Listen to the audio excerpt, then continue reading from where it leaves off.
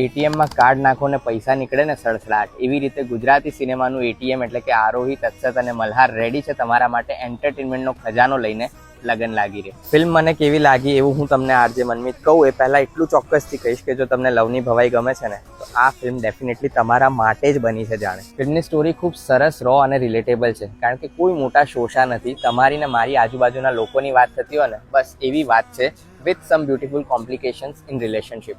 Beautiful એટલા માટે કારણ કે અમુક કોમ્પ્લિકેશન છે ને સોલ્વ ના થાય ને એની અલગ મજા હોય છે. આરોહી, મલ્હાર અને રિવરફ્રન્ટ હોય એટલે બીજું કંઈ કહેવાનું હોય જ નહીં. સાબરમતી નદીના પાણીના સમ, વોટ એન ઇમોશન. ગમી ગયો ડાયલોગ બોસ.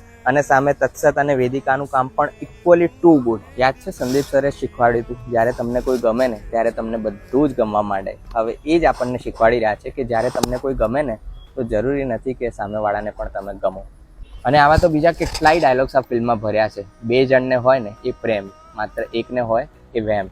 આ સાથે તમને એક સરપ્રાઈઝ મળશે જો તમે લવની ભવાઈના ફેન છો. સપોર્ટિંગ કાસ્ટમાં આરતી મેમ, હેમાંગ દવે, રાગી જાની, અદ્ભુત કામ અને દર થોડી મિનિટે દેખાતા જાણીતા ચહેરાઓ છે ને તમને ફિલ્મમાં કોન્સ્ટન્ટલી જકડી રાખશે.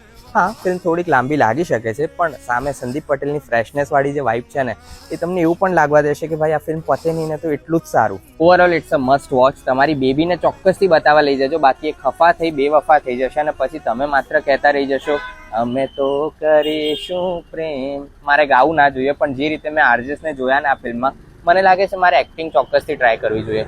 કદાચ સિલ્વર સ્ક્રીન પર હું તમને દેખાઈ જાઉં ક્યારેક.